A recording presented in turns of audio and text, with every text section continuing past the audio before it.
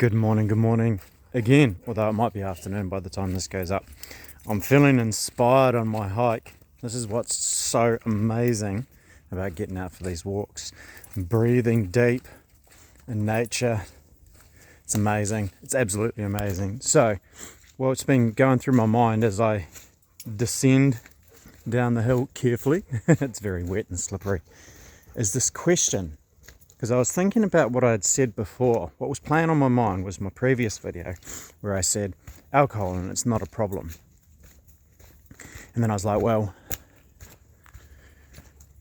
having some drinks, having a big night, and then it affecting me for days afterwards, that could be considered a problem. And then I went on to contextualize that in my mind about problem to me is drinking every day. But then that took me to my journey last year in sobriety. I did 6 months without drinking, and for about 4 or 5 months I wasn't dating intentionally either. And then it occurred to me, so there's this powerful question in coaching, or in my latest accreditation course, is this really powerful question. I love it. And it occurred to me that I had already gone on that journey that could come from asking yourself this question. And this question is, who is the real you? And if you actually take the time to think about that question, it is incredibly powerful. Who is the real you? And there's a fork in the road that you can take, even a trident if you wanted.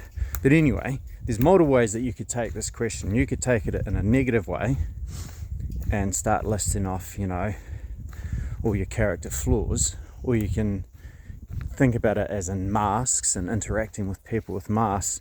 But if you approach it in a positive way, and I suggest you do, it is a powerful question of self-awareness and coming to understand yourself. Who is the real me?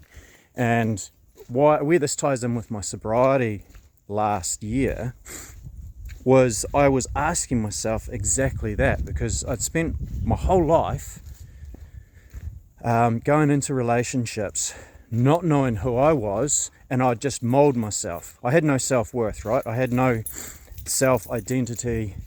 And so I'd just go into relationships and mold myself to the relationship, mold myself to the partner, essentially become codependent, although there's an argument to be made around the whole codependent statement.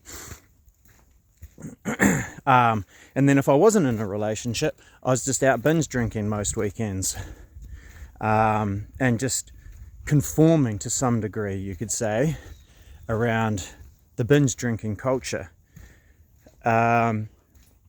And so it occurred to me, I actually went on like a party mode session. I always put my kids first in this 3-month period, and outside of my kids, I was pretty much out partying. That's a story for another day. But I got to the end of it, and it lasted a much shorter period of time than I was expecting. I reached this point, and I was like, right, I'm done. I've had enough. I'm happy with this. And I stopped drinking, and at the time I was vaping. I stopped vaping. And the question that I asked myself was, who am I without alcohol? Because that's what I couldn't understand when I reflected on myself. Because in relationships, I'd mold myself to the relationship, and they didn't work, of course. And of course, I didn't pick very good partners because I didn't really have an idea on what I wanted or who I was to try and find a compatible partner. And so, yeah, that was no good. And then outside of the relationship, my character was drinking. So I was like, who am I? Who am I without drinking? I think I like gaming, but do I like gaming? I think I like to exercise. I'm pretty confident that I'm passionate around, eating healthy and food. I'm not fanatical, but I'm passionate about it. But do I really? You know, like there's times when I just pig out, and okay, there's still sometimes I pig out, but there's times when I just pig out, and then there's times when I could be gaming and I'm just like in a depressive state and I'm not making the most of that time to game.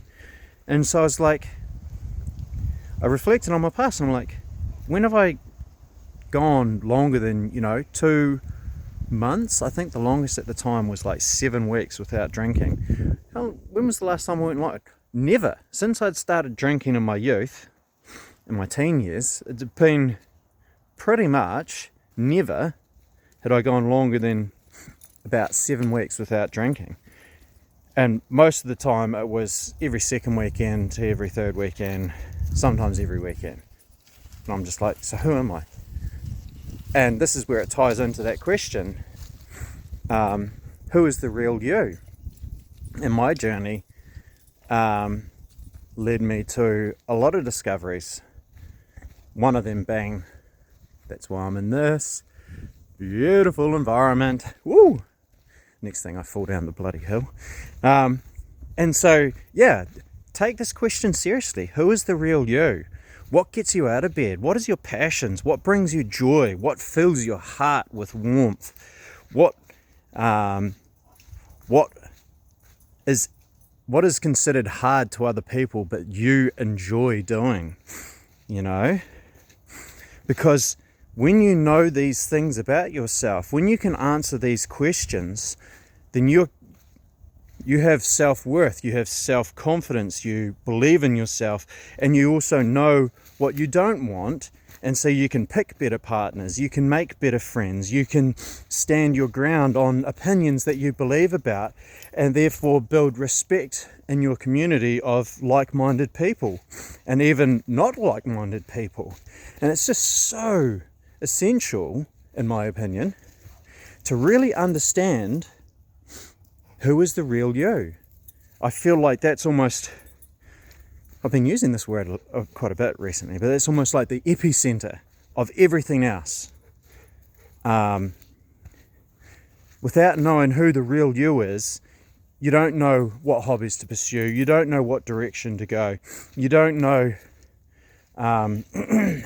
you don't know who you'd want for a partner. Crikey, you wouldn't even know whether you want a pet or not, I'm just saying that because Brutus was going past me. So, yeah, I honestly encourage people that, in particular, struggle with self-worth, but even just everyone, I think it's an awesome exercise. Who is the real you? And approach it from a positive angle. None of this, I'm an alcoholic, or I can't do this, or I'm this negative trait. No, we want to look at who is the real you from a positive angle. What do you enjoy doing? Again, what are your passions? If you don't know what your passions are, go out and explore. There's things that you are inclined towards. There's things that are like, I could give it a try. Go give it a try and figure out who is the real you. But I do believe that we all, to some degree, have a good idea of who we are. Again, if you've got vices, don't focus on the vices. Vices are just self-medication. They're smothering the real you trying to come out. As an example, when I was drinking every day, I quite openly tell people when I was drinking every day, I was drinking because I was turning off the voice in my head.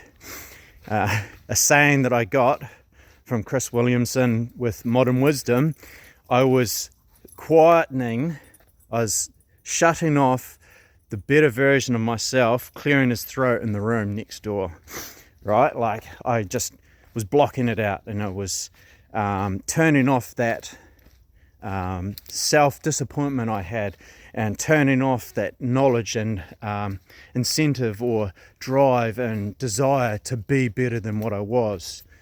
So start with the question. Start with the question.